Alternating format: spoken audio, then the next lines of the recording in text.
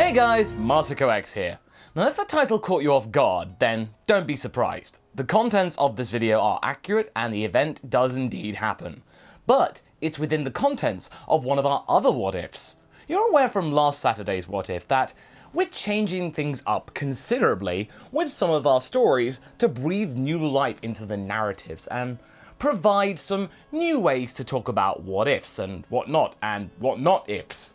This is as good as time as any. So if you're confused as to what this is originally from, then you could also call this part 3 of our ideas concerning what would happen if Dr. Gero and Frieza, if they would team up, and what they would do. So yeah, two of the most nefarious baddies in the series combining their talents. Think that's a good and perfect solution? Well, you've not been watching the past couple of episodes, have you? Before future Trunks could come back in time and deliver his warning to the Z-Fighters, a figure came to Gero and got him to prepare for Frieza's intervention and collaborate with the Emperor.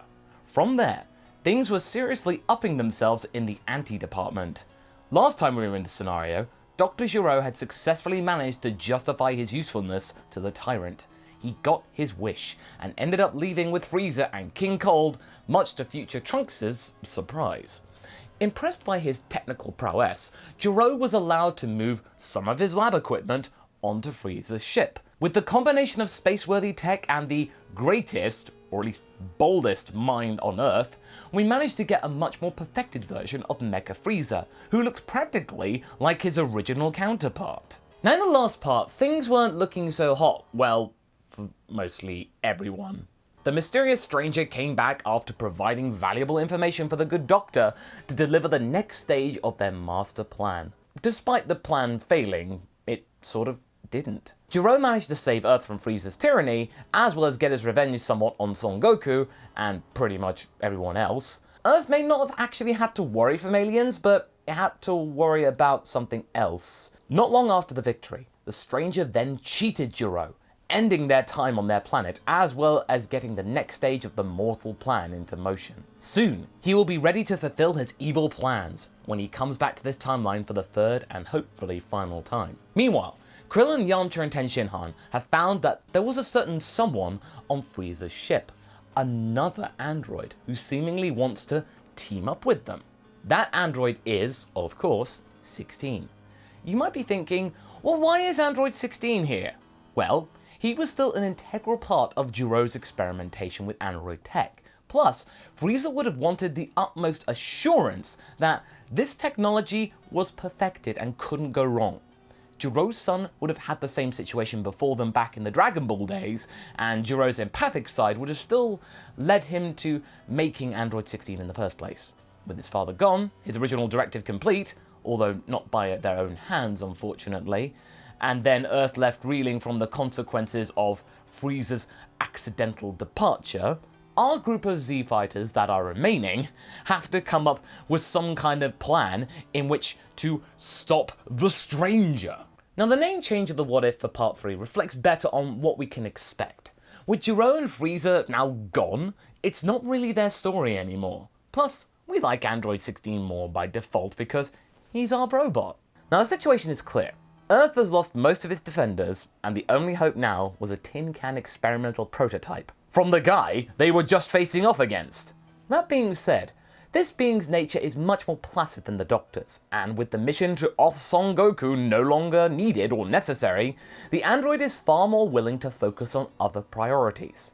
He quickly explains to our heroes about the situation with the stranger, and that his creator activated him as a last resort option before he passed. Dr. Gero anticipated his demise at the hand of Frieza. Therefore, he built me in case of anything happening to him. I was mostly dormant, but ready to come into action at any moment. Like a sleeping bodyguard, says Yamcha, getting the idea. You could say that, Earthling. Either way, my original mission was to eliminate Son Goku. Now that is no longer needed, I am free to act of my own free will, and my free will tells me that you need my help, which I am more than happy to provide. The remaining Earthlings are guarded, but at the same time relieved that they can at least have another somewhat strong person on their side. Nevertheless, what just happened cannot be forgotten. Krillin tells 16 that his creator is responsible for the major loss of his friends and a lot of suffering, both now and what is potentially to come, with Earth powerless to stop any further action. Krillin is aware that this being had nothing to do with what happened, but this in a way is a good test in which to sense the automaton's motives and whether they are truthful. With a long pause after his question, 16 nods solemnly and closes his eyes with sorrow. 16 doesn't disagree. I know that my father was not a kind man. His directive, upon reflection, was blinded and single-minded. I understand his intentions were noble, avenging my human facsimile. However, the way he went about it was the exact opposite. All I can do is but apologize for his actions. This catches the gang off guard. A baddie properly and maturely apologizing? Wow, that was a new one. 16 isn't finished talking yet. Sure, he may be quite somber, but he also says that not everything might be lost, since there is a way to make things right again. All of this thanks to some valuable information about there being a second set of Dragon Balls. Where did this information come from? The Stranger. The Stranger had included this information as well in his whole briefing for Gero way back before Android 16 was a set of schematics on a piece of paper, back in the squalor of the lab carved into the side of a cliff near North City.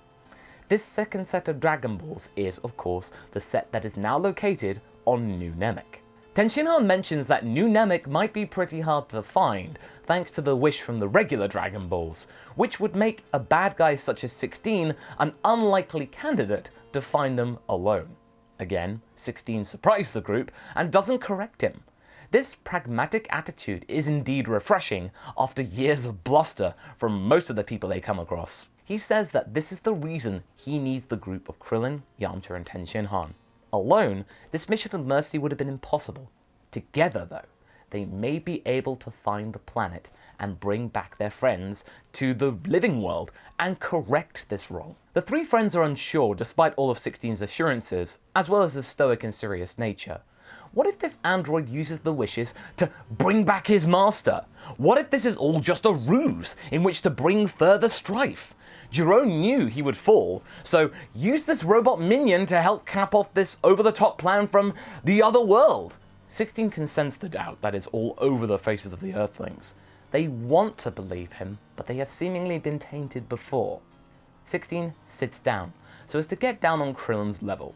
This act of calmness eases the tension on the small guy's face. What are you doing?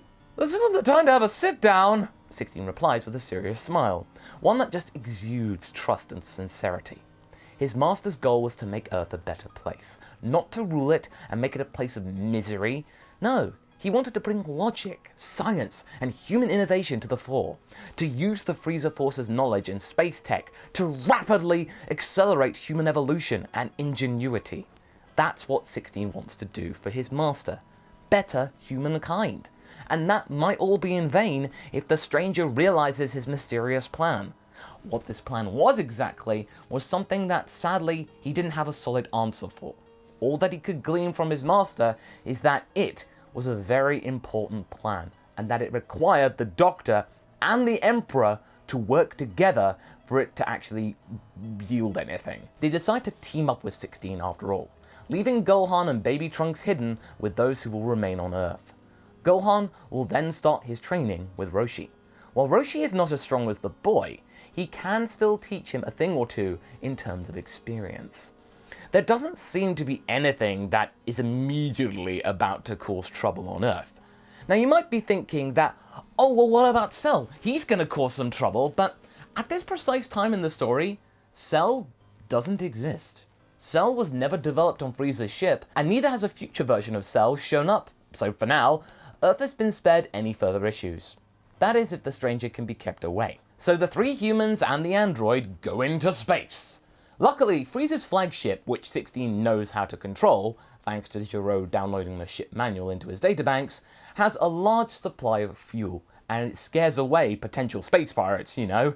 It's Frieza's ship. The marking of a Frieza vessel is all too familiar with most ne'er-do-wells across the cosmos. You don't go near it, which works wonders for the sake of its heroes. Despite Bulma lamenting the loss of her friends, especially Goku, the chance to look around a spaceship this complex and immense was something that gave her some comfort in this time of upheaval. She is impressed with the android as well. Wow, Gero was able to make something with a soul! I do hope that you're nothing like your father though, 16. I am not Dr. Bulma. My only similarity to the Doctor, apart from my hair, is that I want Earth to prosper, and that is what we will do. Bulma has given the group a lot of food stowed away in her trademark capsules, a supply that could last for years. Krillin gulps a lot. Years? Well, you never know. It's best to have too much than not enough, little guy. Plus, you probably eat less anyway. Brushing that aside, Krillin tries to put this time frame out of his mind. With that, the Frieza ship takes off, sans its original commander, heading off into the stars to seek the new hidden world of New Namek. So they make some stops on lesser planets along the way, meeting a lot of weird aliens, including 3 brothers that make a weird interpretive dance, but everyone says that Namek got destroyed. There is no fake Namek. Moving on. One day, when they are flying close to a remote planet, all of them feel a very particular energy, an energy that reminds them of Goku. It feels like a Saiyan. At first, Yamcha wants to land near wherever this energy is. Whoever this is, that person could be a potential ally against the stranger. Tenshinhan and 16 reason that if this is indeed a Saiyan, he might be pretty hostile. But Krillin says that this energy's really like Goku's. It doesn't feel wrong like how Vegeta's was when they first met the prince all those years ago. And after all, this place doesn't look like the most hospitable of places. If there is a Saiyan down there, it can't be in the most ideal of conditions. Not long after feeling this particular energy, they quickly notice traces of a remote SOS signal. Whoever this is, they got shipwrecked on this planet. Maybe if our heroes will help this person, that person could help them. It makes sense. They land and quickly find an older man with a fresh scar over his eye. He has a tail, just like Goku's was. This is a Saiyan, alright. He runs over to them but doesn't seem to be hostile. The man identifies himself as Paragus and says that he and his son have been stuck here for many, many years. He is also pretty confused about seeing Frieza's ship here. Frieza? He's not with you. Frieza is not aboard this vessel, says 16 flatly. In fact, Frieza is not aboard any vessel. He is no longer in this dimension. Paragus jumps in shock. You mean he's... Krillin nods proudly. Yep! Good. Yes. Make this guy think that they stopped him. That way, he will help them for sure. Our friends slowly explain to the man what has occurred, with some embellishments, of course. But Paragus is more interested in being saved, sadly, for Krillin. Just as in the original, they get attacked by the local fauna and are then saved by Broly. Reluctantly, our space travelers decide to take them along. They do not immediately explain why they are looking for New Namek, but Paragus seems to be content by just having some normal food, fresh water, and a new set of clothes. He doesn't seem to want to betray them, for now. The older Saiyan simply shares his distaste for Vegeta, which makes Yamcha exclaim that he is too late, as Vegeta is gone as well. Paragus is even more shocked to hear this news. Tenshinhan rolls his eyes on Yamcha, but Paragus seems content that the royal line has finally ended. Perhaps these guys are worth palling up with. It's decided to not tell Paragus about Trunks. Meanwhile, the search takes some time, during which Krillin slowly befriends 16 and Broly. 16 is interested in the animals and fauna, and Broly has some stories about those. While Paragus still holds him on a leash, he is mostly busy resting in luxury offered by Frieza's ship. The big Saiyan and the android quickly notice that they are quite alike and share stories about their fathers. Krillin quickly notices this too, that they are both reluctant to say anything bad about them, seeing that their loyalty to their troublesome fathers as admirable but pretty sad. He tries to be a big brother to both of them. Tenshinhan is more careful, but quickly sees the innocence of both parties, both bulky guys, and hopes that they will be able to beat the stranger. Paragus warns him that although Broly is very powerful, he needs to be held in check. Otherwise, he might be a danger to everyone here. Tenshinhan doesn't seem to be so sure about this, thinking that the collar that his son is wearing might be a reason of him being dangerous. Paragus scoffs at the Triclops, saying that the collar is merely a safety measure, not a means to restrict Broly's freedom. He doesn't enjoy making his son wear it, but it is necessary to keep everyone safe, including Broly himself. Finally, after who knows how long, our heroes find the green globe of New Namek. Paragus demands to know why they are here, if he and Broly are going to help them. Whatever it is for, they want a piece of it. With a lot of doubts, Krillin reveals to him what Dragon Balls are and what they can do. Paragus seems intrigued by the prospect, but he doesn't comment for the moment. At the end of the day, Tenshinhan and Yamcha are worried. As to fight the stranger, they are going to need every pair of arms that they can spare, and that would mean reviving Vegeta. They are pretty unsure how the old man will react, so the wish will have to be pretty discreet. Unbeknownst to them though, Paragus has caught a part of this conversation, and he might be having his own plans regarding the magical orbs. Back in the coldness of space, the interstellar adventure of Krillin, Yamcha, Tenshinhan, along with their brand new ally in the form of the Brobot 16, as well as the new passengers Broly and Paragus, are making their way throughout space. And despite the two Saiyans not being exactly the most comforting of passengers out there, they haven't tried yet to turn on them or act funny, so there is that going for them. Their mission? To find the extremely well-hidden New Namek and ask Porunga a wish in order to bring back Piccolo so that it can maybe at least try to prepare for the mysterious stranger who plans to be bringing destruction to the mortal world very soon indeed. The problem is with this whole idea is that Frieza's ship, the one that they're on right now, and the navigational computer on it, doesn't exactly have the most up-to-date information regarding New Namek. In fact, New Namek isn't on it at all. And unfortunately, our guys can't even rely on the likes of King Kai to tell them or give them a clue. He's not very eager to contact either Goku, New Namek, or anyone after what happened. You know, he doesn't want to risk anything going bad, especially with that mysterious stranger lurking around. That guy certainly gave the guy rather bad vibes. They're on their own. Or are they? Without the means to find New Namek and without the means to ask for help from the other world, they can't even ask Goku without King Kai, and he's not going to help. They're left to wander the stars for any clues that might arise. The only person in the group that has prior experience to even being in space was Krillin, and so the gang are desperately looking to him to try and spot any hints as to the New Namek's whereabouts. But let's be real here, that's a very desperate tactic, and they know it. And when they realize that they can't keep traveling aimlessly around the galaxy hoping to just bump into New Namek, they realize that they might have to think laterally here. What is a planet that they know exists? Well, how about that one that Goku went to after the old Namek blew up, where he was for about a year and a half? Maybe they could find help there on the only other planet they can think of right now. That's, of course, Yardrat. Now, as you know, Yardrat is the place where Goku learned his instant transmission technique. So imagine them learning it. That could be really handy on the battlefield. They could escape any kind of danger and also save a ton when it comes to fuel costs for transportation without the risk of getting bugs in their eyes from flying too. It's really convenient. Being able to at least return to Earth and get some supplies every now and again, that would be really neat too.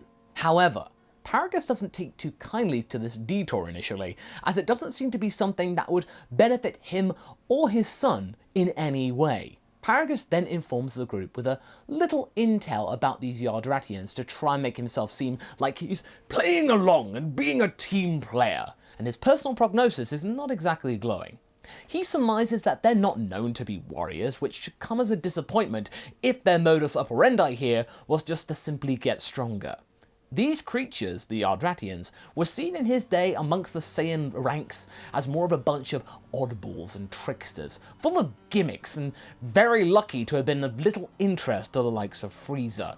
He considered these little things too weird to deal with and would therefore put off constantly the day or necessity to actually go there and invade Yardrat, procrastinating at its finest.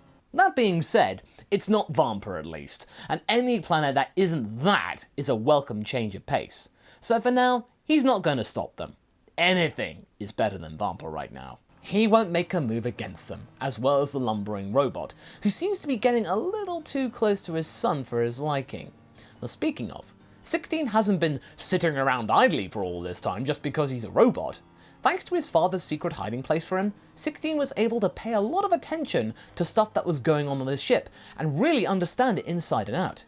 He is able to pass the data on board, and by tapping into the computer's database, something he would regularly do, 16 manages to track planet Yardrat, and our heroes get there with subsequent ease. Broly has no idea what's going on right now, but he finds 16's skills pretty impressive. They are almost there, but I think there's one thing that they haven't taken into account here, and they're on it. They are in the Galactic Emperor's mothership? Imagine the reaction of all the people on Yardrat on the surface, looking up to the sky, and then they see Frieza's capital ship coming into view, and then landing on their homeworld. I don't think it's going to be a warm welcome. I bet it's going to be brown trousers time on there for many of them. And in next to no time, they are ready to brace themselves for a potential invasion. A literal legion of Yardratians are there, uncertain about their future, and feeling even more uncertain when the first person to emerge from the craft is not who they expect. Krillin quickly comes out, man, Frieza changed a lot, and assures them that they come in peace. But since these guys are a bunch of tricksters themselves, they assume that this is a trick.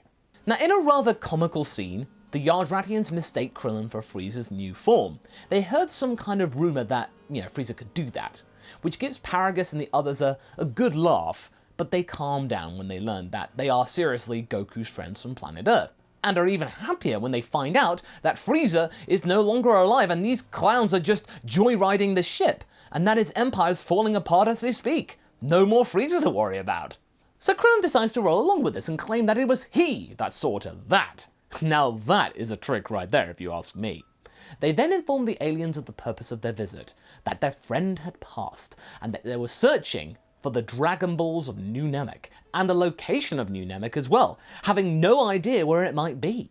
However, the aliens are a little distracted at the sight of a giant Saiyan right before them. They seem a bit confused about the collar around Broly's neck. What could that be used for?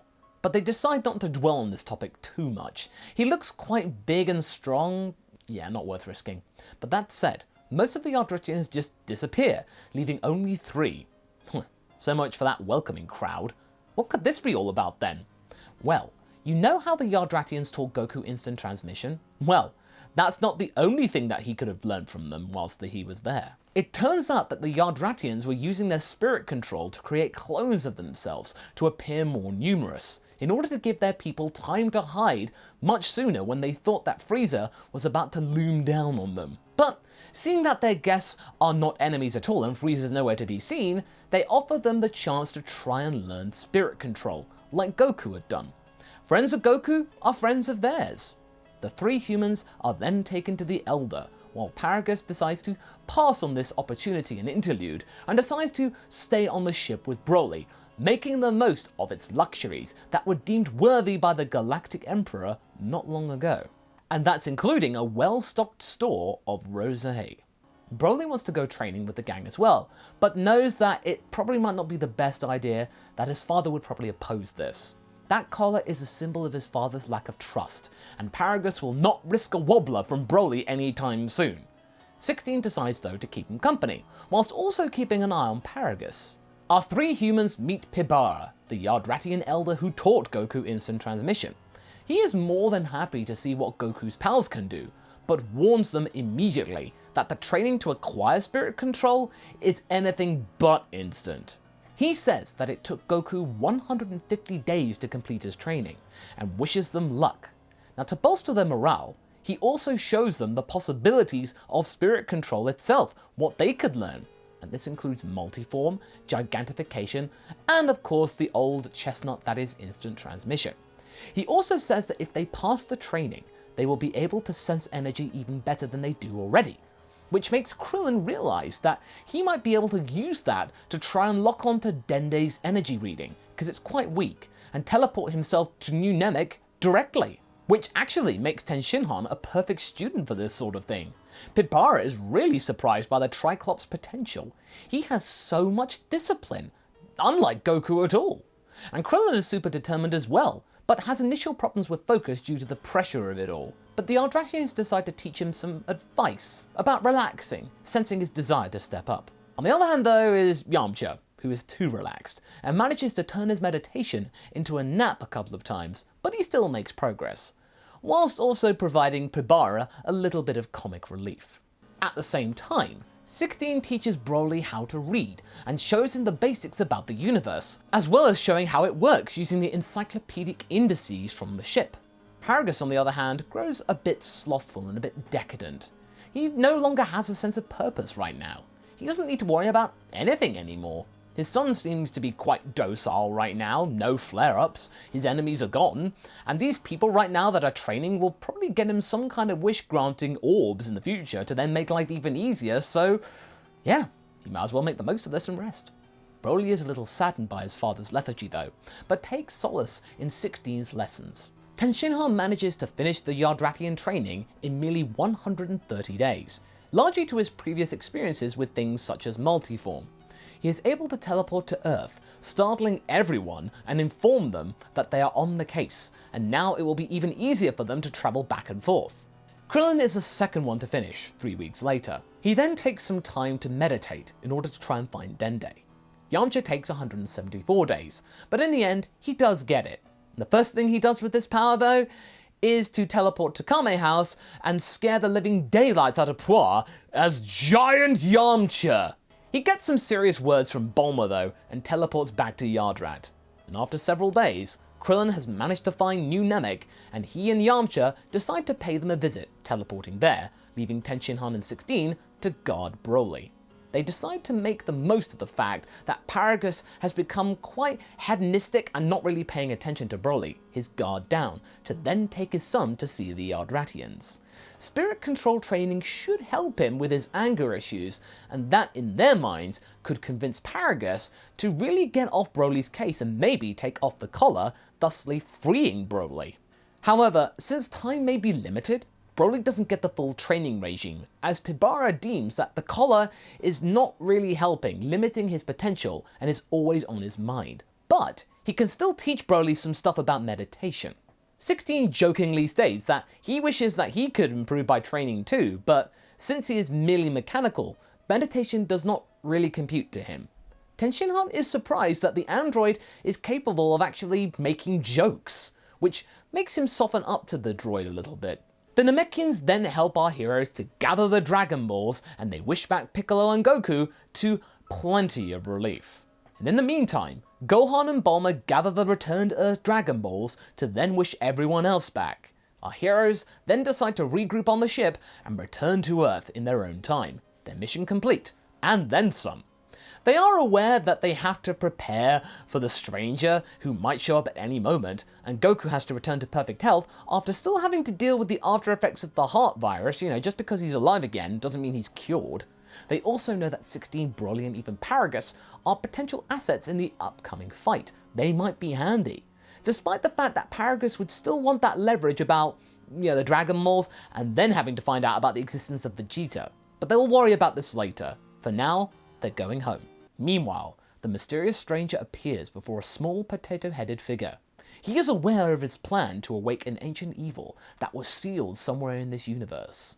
The stranger is happy to tell the little wizard a little clue or two where he needs to go, and offers some energy to help make this process go even faster. Being aware that he can't control this individual, Babidi agrees and starts his journey towards planet Earth, while the stranger vanishes in a time distortion. But what we do know is that this part continues with the proper debut of everybody's favourite potato wizard, Babidi. It's not a real accolade. There are only two. He was sent by the mysterious stranger to further the latter's mission, this time using magic, having realised that technology could only take him so far. In any case, he is heading for Earth. Meanwhile, Broly, 16, Krillin, Yamcha, Tenshinhan, and Paragus are also on their way back to Earth. Their mission on Yardrat and Namek complete. And despite the majority of them knowing instant transmission, being able to transport all of them back immediately, they have no need to rush. They've done what they needed to do. It also gives our heroes time to prepare an explanation and game plan once Paragus realizes that the prince might still be around, he's not going to be happy. And speaking of Paragus, he remains blissfully unaware that Prince Vegeta has been revived. He samples the delights and the pleasures and the creature comforts of Frieza's ship, one last time having grown accustomed to life aboard said ship. The newly revived Goku, Piccolo, Trunks and Vegeta collect their bearings and figure out what had happened in the meantime. The mysterious stranger to them is a very real nemesis, and they have to hatch a plan, and quickly, should he return. How much of a plan they have depends on how strong they need to be, but they can only imagine how powerful the stranger is. Answer, very. The very real assessment they have made right now is that they are woefully underprepared. They lost to Android Frieza and Dr. Gero for goodness sake. They were paltry in comparison. And yes, they were hoodwinked, but still, they lost.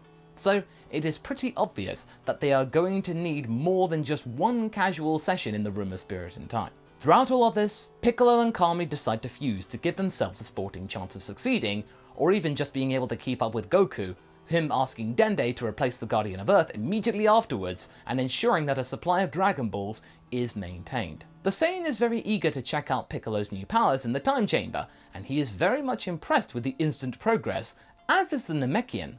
It's remarkable. With his husband and the others back, Chi-Chi then withdraws Gohan from training for the time being. Gohan is understandably a little disappointed to not be a part of the team properly defending Earth, but at the same time, he is glad that he was able to help in some ways in restoring Earth's strongest heroes after that unfair dismissal by Gero. At least now they stand some kind of chance. Another difference from the original is that thanks to the recent loss, Vegeta had become a bit more cooperative towards the rest of the team, as well as towards Trunks. He hadn't lost because he was weak or anything like that, he had lost due to some cheap tricks on the Doctor's part. And while still being the same arrogant self as he was, he's not nearly as hostile as he was in the original Android saga, after having gotten a second chance to show his stuff. Having gotten curious, Krillin decides to pop ahead of his gang back to Earth using instant transmission, to see if everything had gone according to plan. Sure enough, it had, and Goku is very pleased to see that Krillin had done the same amount of training, and impressed that he had done it in the same amount of time. Although he does cheapen the compliment in saying that if he'd been a little bit more interested in the training, he could have done it in half the time. Krillin decides to ignore that. While he is here though, he suggests that Vegeta and Trunks would greatly benefit from the same training, the Yardratian one. But Vegeta decides to dismiss it for now, aware that they might not have that much time. Krillin then makes the most of this forward jump to also warn Vegeta of Paragus and their impending arrival. This could spell trouble if the two of them get off on the wrong foot, or if the arriving Saiyan gets a little rash. But this turns out to be something which largely amuses the prince. That blustering oaf? Oh, please. I don't care about his gripes. All I care about is stopping reality being destroyed by this other maniac. Paragus is nothing but child's play to me right now. In the meantime, Tenshinhan and Yamcha are beginning to get a little nervous about the impending mission. They also begin to wonder if Broly is strong enough to take on the stranger directly. Had he learnt enough from Pibara? And even if he had, would he be able to control this power? Or would he just end up being another liability, being just as much of a problem as the hooded stranger? Paragus isn't convinced that any of this will work, him swanning about the ship in a hedonistic fashion. He remarks that deliberately letting his son lose control could end badly for all concerned, not just the bad guys. He's not willing to let this happen so readily, as he's had some bad experiences. Having gotten away with training Broly, it is pretty frustrating that Paragus has now decided to get very reluctant in helping the group, despite having a plush lifestyle for the last few months on the ship. He isn't holding up his end of the deal. Tenshinhan has a little argument about the collar with Paragus, but before the old Saiyan is able to come back at him with any meaningful or substantial remarks, Tenshinhan ends up saying that the stranger might not be satisfied with only reducing Earth to rubble as a potential target, and soon there might be no place in the universe where it could be safe. Not Vampa, not New Namek, not this ship. There might be a situation where they have to resort to Broly as a lesser evil. Anything is better than letting the stranger get his way. Paragus sighs deeply and takes a sip of his wine that he has been rarely seen without. He does, deep down, see some logic in this Triclops' tosh, but he still warns the Earthlings that his son should only be the last resort if all else fails, not their default option. He is still the kid's father after all. And in the end, Yamcha and Tenshinhan have to agree with that notion, or else Broly wouldn't have been an option at all. As that's going on, 16 overhears this whole conversation and goes to speak to Broly about the whole thing. Broly reveals to his synthetic friend that he doesn't really like fighting despite having this prodigious power. He knows that he might be sort of good at it and have a lot of potential strength going for him, but the only training that felt anything resembling fun to him was the kind that he just experienced with the Yardratians. Everything else had made the whole idea of fighting and such a real strain or negative in his opinion. He also mentions that he's not very fond of losing control, as the last time he did, it cost his father an eye. He would rather not have the same thing or similar thing happen to any of his newfound friends and allies. Despite being saddened at his friend's lament, 16 says that he doesn't have to do anything he doesn't want to, but he does confess that the stranger seems like a formidable opponent and that every extra pair of hands going into stopping them would be a very valuable inclusion. The robot tells Broly that he knows that his own father wasn't the best person around, but he still wants to avenge his legacy despite his less than great past. Broly ultimately agrees with this. He says that his dad was and is pretty harsh with him, but when push came to shove, he would still avenge his father as well. "I will help you, 16. 16 acknowledges that and thanks the Saiyan for his cooperation with the whole affair. It took a lot to come to terms with, but Broly will not regret his decision. It will push him ever forward. He's got his back. A day passes, and back on Earth, Goku together with Piccolo leave the chamber, swapping with Trunks and Vegeta. They both have worked on some formidable techniques whilst inside, hoping that they can take the stranger by surprise. However, before they can even start to form a strategy, Goku has another mission to complete. It's a tough one, but he has no choice but to undertake it. He has to convince Chi-Chi to let him train with Gohan. As he rightly anticipated though, she is very greatly opposed to this. "Gohan has had to do enough since you were gone. He does not need to be dragged back into any of this." But Goku then flatly reminds her that they need every single pair of hands on deck to fight the stranger, or else there would be nothing left to study. Chi-Chi is pretty relentless, but Goku is able to get through to her, although she is very best pleased about this. So after Trunks and Vegeta leave the chamber themselves, Goku takes Gohan in with him, which annoys Vegeta greatly. What is this Kakarot thinking?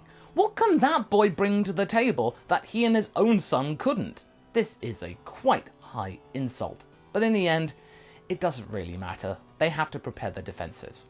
The worst thing about this whole mess is that none of them really know when this stranger person is going to show up. Could it be tomorrow, next year? Will he even show up at all?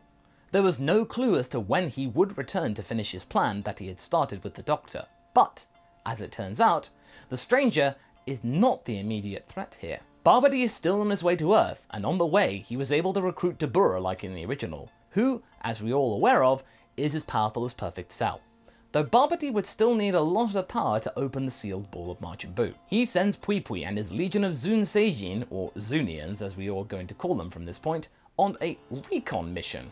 If you're wondering where we got this name from, it's from chapter 55 of the Super manga. Only Pui Pui is aware that the regular troopers are going to be pretty much decimated in order to check out how much power the defenders of Earth have. The Z-Fighters mistake this recon mission as the stranger's actual attack, which makes them defend their homes, but they are surprised how easily they're able to take them down.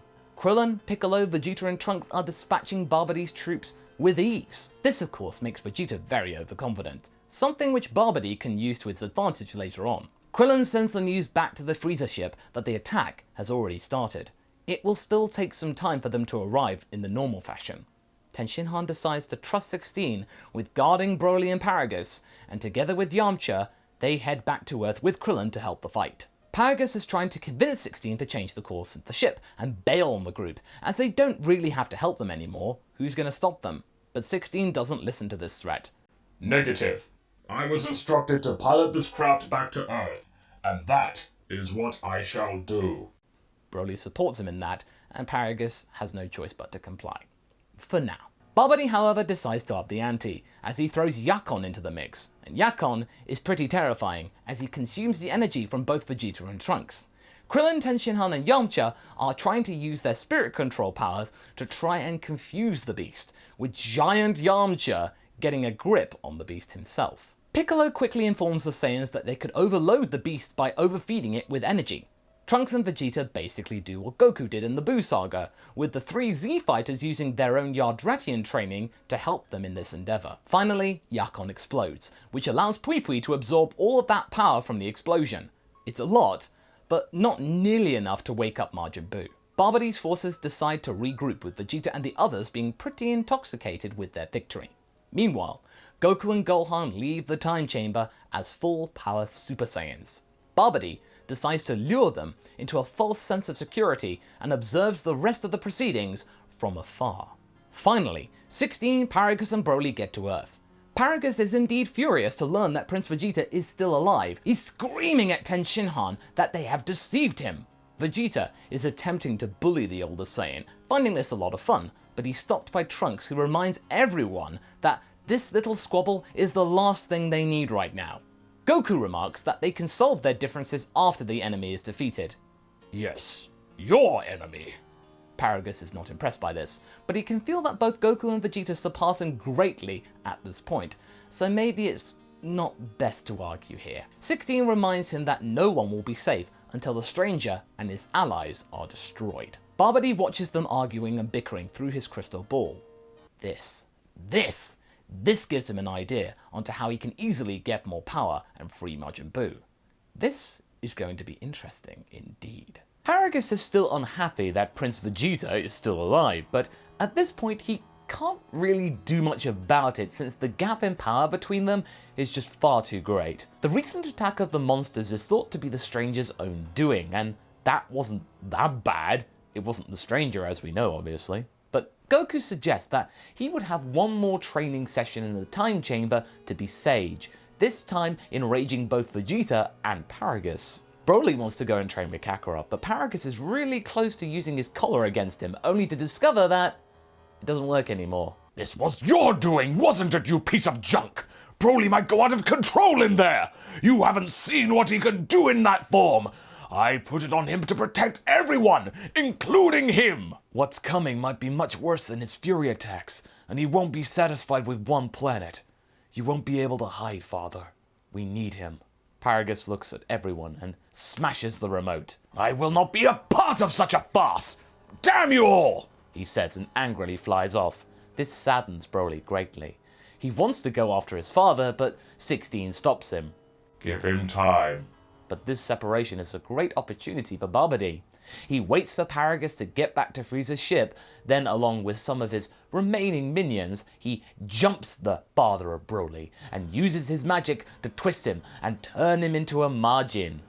You will have your revenge, little Saiyan, but you need to help me to wake something powerful first. Yes, I will do that, Master. Though I have to say that it is not you, not me, that is of the shortest step. Silence! I will give you the coordinates. I need a lot of energy to be produced there. Someone has provided me with much better options than I previously had.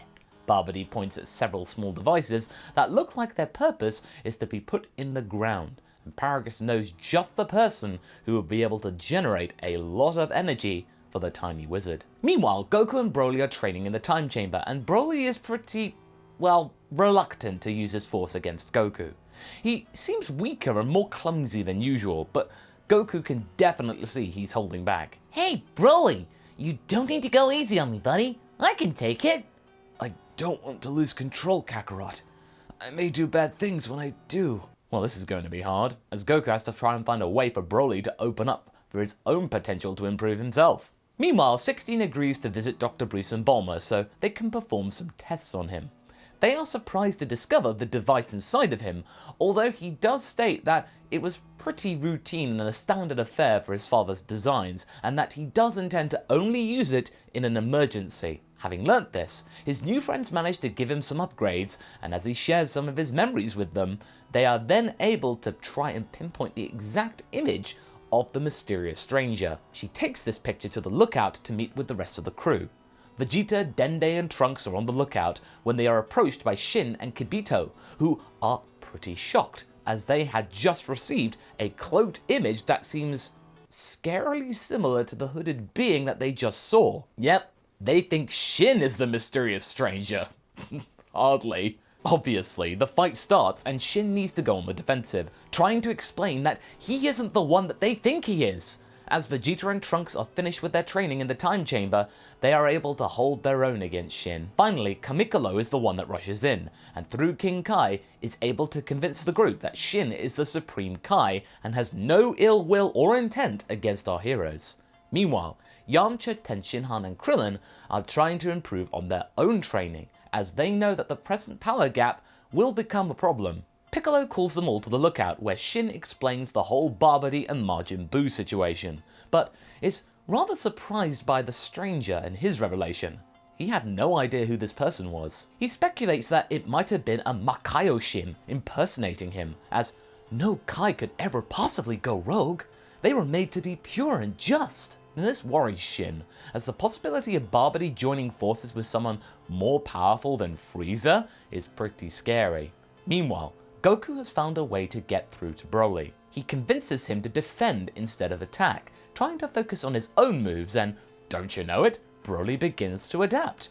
Not only that, but the more they fight, the harder it is for Goku to even lay a punch on the guy, and he is just in his base form, not even Super Saiyan. While Goku is approaching him at the angle of a mastered Super Saiyan, he finally managed to get it. During this bonding with his new friend, Broly starts to feel more relaxed and finally learns to accept the training, finding a lot of joy in fact in discovering new ways in how to react to Goku's moves. As they finish said training, Goku is at a similar level to what he was before the Cell games, with Broly being now an impenetrable wall. They get immediately introduced to Shin and Kibito, no argy-bargy here, with Vegeta pulling Trunks into the time chamber for another go. Meanwhile, our heroes get a distress call from Paragus. He apparently got hurt, which distresses Broly greatly, understandably, and he goes to find his father. They find Paragus unscathed, but don't notice the strange devices that are buried in the ground around them. Paragus has some kind of strange M symbol on his forehead, and he then starts to bizarrely taunt his own son. After all these years of me caring for you, you've decided to betray me. Maybe King Vegeta was right all along. Maybe you are a freak. Broly is understandably confused and upset. Father, something's wrong. This isn't you. Oh, but it is me. I can finally see clearly. I should have never risked so much for you. If it wasn't for you, I would not have been stuck on that blasted planetoid for so many years. Wasted. He's hoping for his son to rage out and destroy everything, but contrary to his hopes, Broly's not angry. He's just getting sad, and Paragus can see now that his progeny blames himself, not his father. This isn't working. Paragus feels inside that, actually, this is wrong. It isn't how he should be speaking to Broly. Babidi's initial emotional stranglehold is starting to loosen. Broly, he says, slowly shaking off the hypnosis. You have to get out of here. His tirade gets interrupted as one of the remaining minions of Babidi snipes him through the chest. This does the trick. Broly gets absolutely furious and turns Super Saiyan. The state of affair might look pretty grim for our heroes, as Goku and the Kais are now trying to calm the giant down. It takes a long time to do so, and it almost decimates Goku and the two Kais, but suddenly, 16 jumps into the fray. He is sadly overwhelmed though, and Broly manages to wreck him, including ripping off one of his arms, but 16 stands firm, not feeling any pain. You are my friend, Broly. You are better than this. Shocked by his own power, and for having hurt his best friend, Broly shakes off his rage. He is emotionally broken. His father is gone, and not only that, he almost did the same thing to his friend. He doesn't have much time to dwell on this though, as Babidi activates the last device, the one that his troops used during the attack of his minions into the ground, and all the energy gathered from Broly's fight starts to pump into the ground, thusly revealing the sealed ball, and Majin Buu is free. Now, of course, at first, most of our heroes overestimate the pink blob, which ends in another beat down for Goku. Broly decides that he has no time to cry, and that he has to defend his friends. He goes Super Saiyan once more, and Buu is actually taking a heavy beating, but it seems to be having fun. Broly also notices that it is Babidi who is trying to force it to attack everyone. The Saiyan has a plan. Hey, do you actually listen to that little guy? Buu served him. He made Buu free. You're not a bad guy. I can tell. What does bad mean? Broly decides to now try and play it safe, and instead of attacking Buu anymore, he instead rounds on Barbary and easily takes him out, amusing Buu immensely. Haha! Potato Man go bye-bye! Shin and Kibito are unsure about the strategy. It seems too easy. Broly assures them that he can keep Buu in check. He knows what he thinks, and after all, Goku had taught him how to control his feelings. He then asks Buu to be his friend. 16 too can see where this is going, and he also decides to join the trio. The biggest losers in all of this seem to be Trunks and Vegeta, and that's because they arrive late. Mr. Buu then gets his house on the planet like in the original, living alongside Broly, who has promised that his father will be resurrected with the next wish on the Dragon Balls. After Barbady's botched attempt to take over the universe, peace has now returned amongst our heroes. Despite this quiet period though, with still no word from the mysterious stranger, you would think that the Saiyans would try and take a load off for a little bit, but that's quite far from the truth. Even future Trunks decides to prolong his stay in the present so they can prepare for what might be coming. It's okay because he can go back to the same time that he left, and now he would be even more powerful. Those androids, when he gets back, they won't know what hit them. It has become clear though that Broly is currently their biggest asset. In order to get the biggest gains possible, Vegeta, Trunks, Piccolo, Gohan and Goku train as much as they can, so they can let Broly relax and not rely on him too much, and that's why they go to Yardrat, just like the humans did, to complete their training. Meanwhile, Broly and the others are tasked with guarding Earth, and Buu. Surprisingly, Buu is pretty tame and friendly when given his way. If you have enough food, you're fine. 16 has taught him ways to relax, including acquiring an appreciation for nature and a love for animals. The three seem to have a firm understanding of one another, though Broly is still awaiting the day when his father would be revived. Still, he doesn't hold it against his new friends. Broly is indeed aware that his father wasn't exactly grateful for all of their help.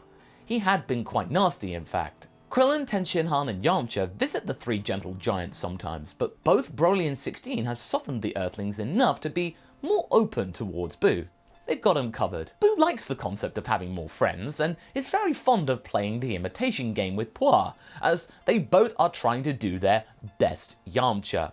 One day though, when the Earthlings are away doing errands, they get visited by a Kai, who introduces himself as an aide to Shin. He says that the three of them and Broly have been summoned by the Supreme Kai, as there's trouble going down on the sacred world of the Kais. Our heroes agree to help without question, with the newly met Kai transporting the group to the right spot. They find the sacred world totally ravaged. What's even weirder is that their new ally has just disappeared.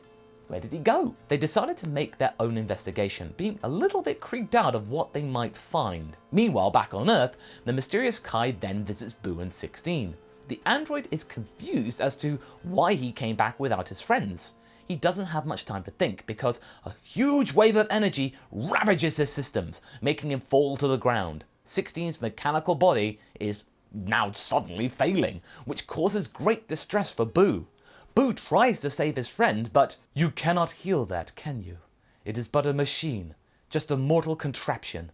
It doesn't have a soul or reason to exist. Buu is getting angrier and angrier the more he fails to fix his friend, who is slowly shutting down, urging him to warn the others.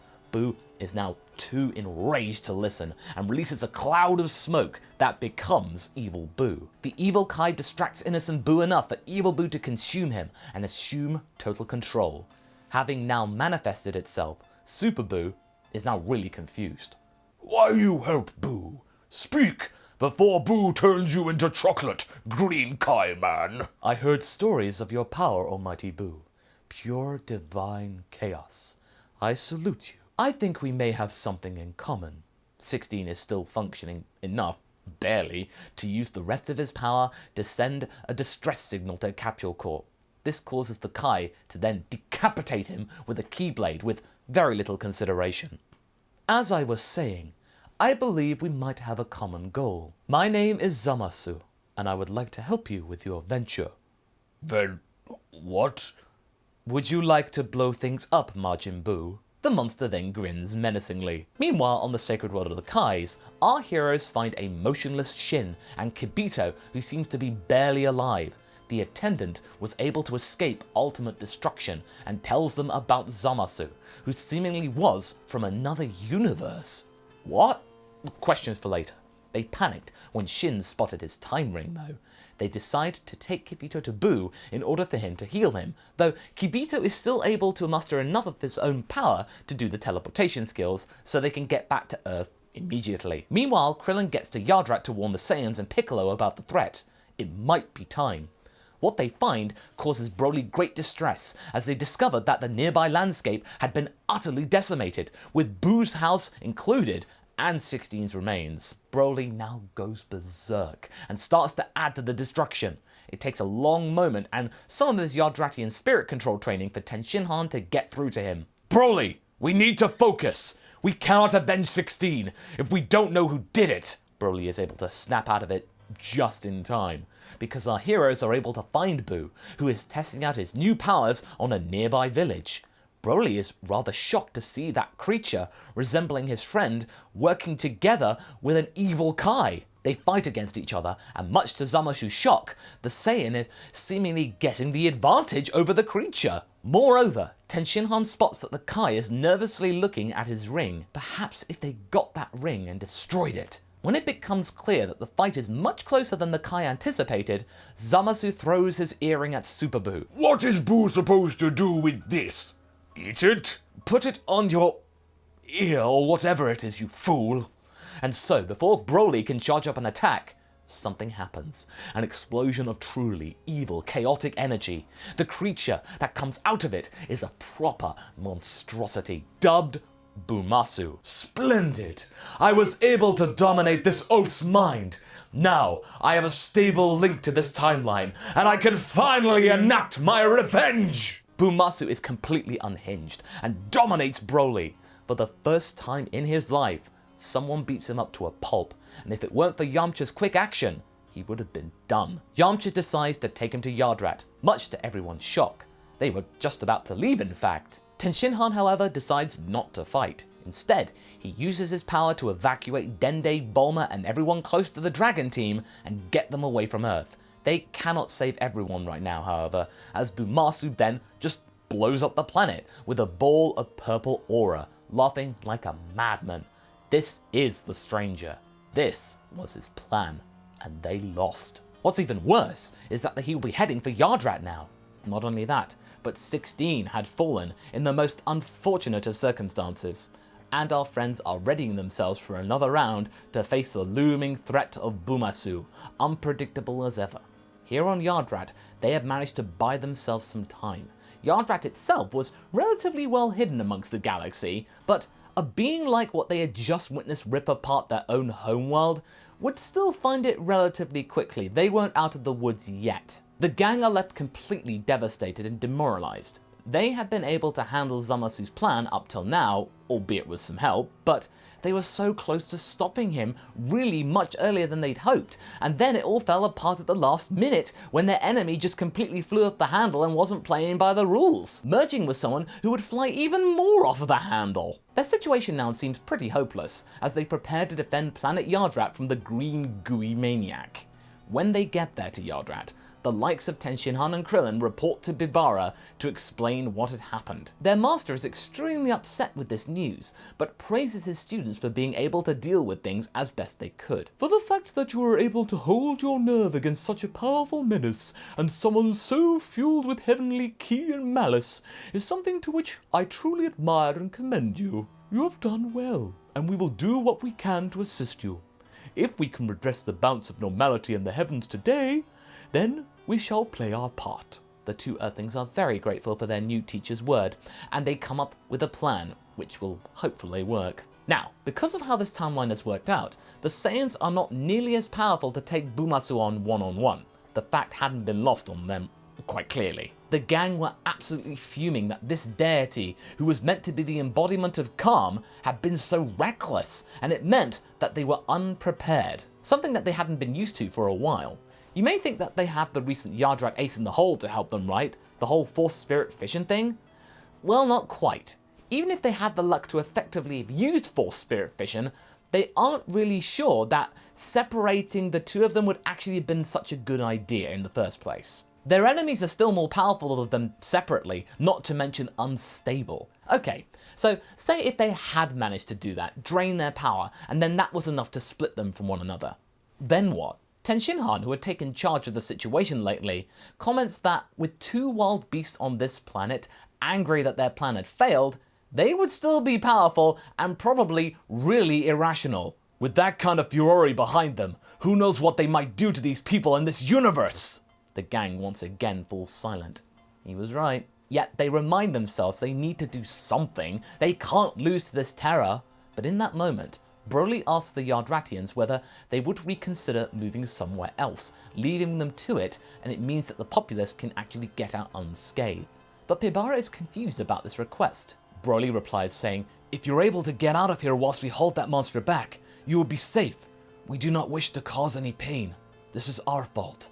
They and all the Earth civilians that they had managed to save could either find a new place to locate to call a new home, or at least somewhere that they could observe the whole action from a protected distance. But seemingly the Yardratians are adamant about staying here. They don't wish to leave their home. Besides, they have faith that the humans, Saiyans and Piccolo will be able to actually do the deed and save them from the impending doom. Despite their huge amount of confidence in them, the Earthlings feel extremely nervous. "Well, it seems they have much more faith in us than we do in ourselves," Tenshinhan remarks. "Yeah," mutters Krillin. "No pressure then." With the team they have left, they all train as hard as possible. It is still plausible to do so and get back into the mix. They still have some senzu beans after all, but they need to be careful with them. These legumes might quite possibly be the last senzu beans in the entire cosmos, so they do everything to get even the most minimal of gains whilst trying to eke out the beans, before Bumasu will reach them. Any improvement is better than no improvement. The gang are able to sense Bumasu getting closer and closer. However, it does seem in no immediate rush to get to their base yet. The monster is on a rampage and it is enjoying its sport of picking off other planets.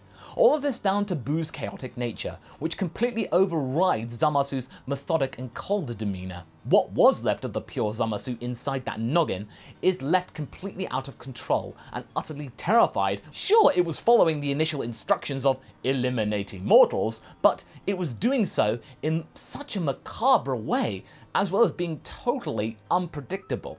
But finally, it does reach Yardrat. The dragon team are ready and waiting, with Bumasu twitching and convulsing with glee at the sight of his next meal, his prized possession.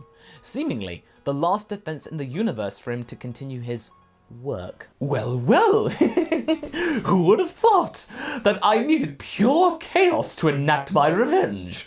I must admit that this vessel is unorthodox, but it gets results, wouldn't you agree? Revenge? We don't even know you! What have you got against us if we've never met you before? You need... Future Trunks yells at the creature, but Bumasu mimics his Trunks' pose in mockery. I need to be stopped. Is that right, Trunks? Oh, you have no idea what you have done without even knowing it. You've done plenty to me. What you've done to my plans. The fight begins, and Bumasu is utterly enjoying his clear individual superiority. The Saiyans and humans are using their recently acquired Yardratian powers to their fullest extent in order to try and distract Bumasu from attacking the city. But the beast is toying with them clearly. It is apparent that if they keep this up, this will get them nowhere, and Bumasu will then eventually move on to his next goal in no time. To prove the creature's point about this even further, how he is the dominant figure here, he cuts Trunks' sword in half with a keyblade. And Vegeta and Goku, they're trying to utilize the Big Bang attack and Kamehameha combo, hoping that its combined ferocity would be enough to try and at least do some damage, try and show the beast down in some way that they can do stuff, but it doesn't. Not even close. Bumasu just eats the attack, spits it out, firing it back at them as a combined beam of deadly energy. Broly decides to take charge next, but the push doesn't last all that long. He is being beaten up quite viciously. Bumasu was quite disappointed in this eventuality. It could sense that Broly's power was quite immense, something that they would find interesting, albeit hard to tap into, but this, what he was seeing right now, this was no fun, not at all. as Broly is struggling to stay alive, he is lambasted by the Bumasu figure. What's the matter, you big oaf? Not turning angry, are we? Well, I guess that special training of yours has its downsides after all. You may be strong in mind, but that has made you ultimately weak. Bumasu was happy to throw Broly around and throwing him deep into the surface of the planet. He could see Broly getting smaller and smaller in the crater that he created as he was heading towards the mantle of the planet. As this happens, Broly is thinking, Bumasu was right. Broly can feel it. He wanted to contain his anger, and he has succeeded. But with that came a cost. He is not the unbeatable weapon that he could be. After being afraid of his own power when he lashed out on 16, he managed to just completely block it out, and that wasn't good. He thinks to his father, of 16, of everyone who had suffered as Bumasu is preparing a ki blast to finish him off. He doesn't have time to waste that creature, as Yamcha, Krillin and Tenshinhan instant transmission in to try and move him away from Broly. All of this while Piccolo and the Saiyans are trying to attack Bumasu, who at this point is skillfully dodging their attacks. But soon he will grow bored of this whole ordeal and will start attacking them properly.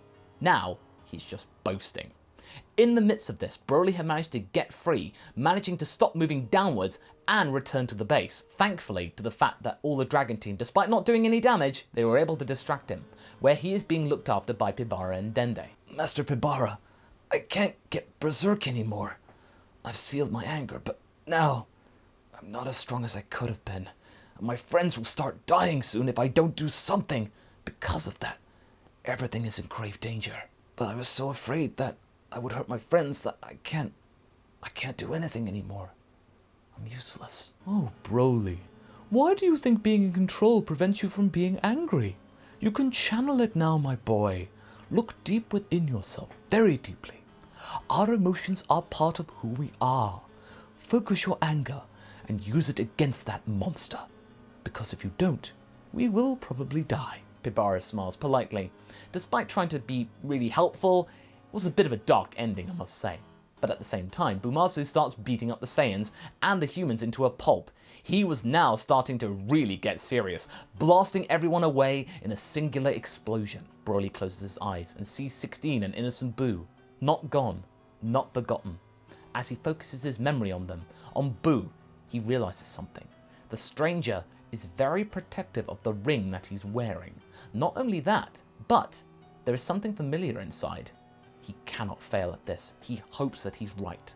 Suddenly, Broly raises up from where he was being tended to and walks back towards the battlefield. With every step, he is grunting and grimacing. He could feel the anger rising up to the surface, something that he thought he had lost. He is now roaring loudly, which does get Bumasu's attention, and to his surprise, gets treated to a mighty punch in the jaw that dislocates his gooey head from his body. Wrathful Broly is giving him a beating. Still too weak to actually defeat him though, the punches do actually hurt. Bumasu is getting furious as he starts to answer back with his own punches. The fight right now is pretty even, but to his terror, the monster realizes that Broly has started to adapt to his moves, growing stronger with every second. The Saiyans watch in awe as their gargantuan friend is turning the fight on its head. Bumasu is getting panicked as he starts to notice Broly's hair flickering with gold sparks. Whoa, what? What are you? You're not dealing with the average Saiyan warrior anymore.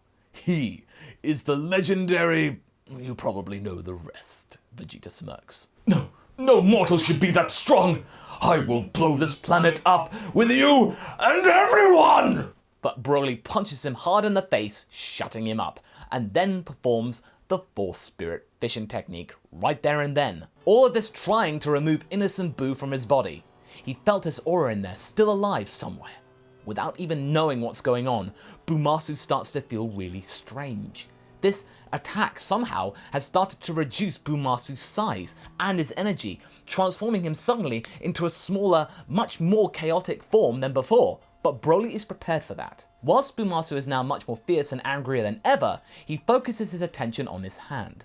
He is tanking Bumasu's attacks, and when the time comes, when he is ready, he catches Bumasu's wrist and separates the hand from the rest of the body. He yells as Bumasu gets even more panicked. The humans, Saiyans, and Piccolo alike combine their attack to blast the hand out of existence, along with the ring that the monster was wearing. No! What have you done? What happens then to Bumasu is pretty gruesome. As much as Buu as part of his body was trying to anchor the being in this timeline, Zamasu was still being pulled away as the temporal energies were starting to correct themselves in this anomaly. Still though, due to the addition of Patara, the two were permanently fused, which causes time itself to rip the monstrosity in two, turning it simply into a pool of green liquid. But just to be on the safe side, Broly has evaporated what remains of the beast. One thing was for sure, even if a part of Bumasu had returned to Zamasu's original timeline, time would have crushed it into liquid anyway. The stranger was finally beaten. And with that, Broly returns to his base form. Everyone, including Vegeta, praised his heroism, and in the coming months, thanks to Dende and the Namekian Dragon Balls, the Earth was restored. And together with Earth, every victim of Babidi and the stranger, even including Paragus, were revived. The latter had to rethink his life choices. He was told of everything that had happened and given a second chance. The older Saiyan decided to stay on Earth and use his military expertise to protect Earth from any future threats. Krillin, Yamcha and Tenshinhan, together with some Yardratians, created a dojo that was teaching spirit control to everyone that was willing to participate. As for the Saiyans, well, they would train together and check their strength against each other. Trunks, of course, returned to his timeline. Now with all the Yardratian training, he should be able to destroy the androids. And whilst the original 16 was gone, Bulma revealed that she had created a safety backup for the big android guy in between their wait for the stranger. He won't be the same 16, Broly, but he will need your friendship in adjusting. Broly understood. And soon, 16B was launched. He was confused at first, but Broly and Innocent Buu decided to show him the world, which should help him to try and realign himself and regain some memories. After that, the three friends decided to roam the stars. If there were any problems on Earth, they would return to help and defend it. But for now, everything was good. It's funny actually, that Dr. Gero indirectly caused Earth to become a better place. Sort of what he wanted. Well, 16B was sure that he would hate the way it happened though. And that's where we leave things. So what did you folks think? Did you like this story? Are you looking forward to seeing some more adventures come our way? Leave a comment below and let's get this discussion going. And I shall see you in the next video. Catch you later!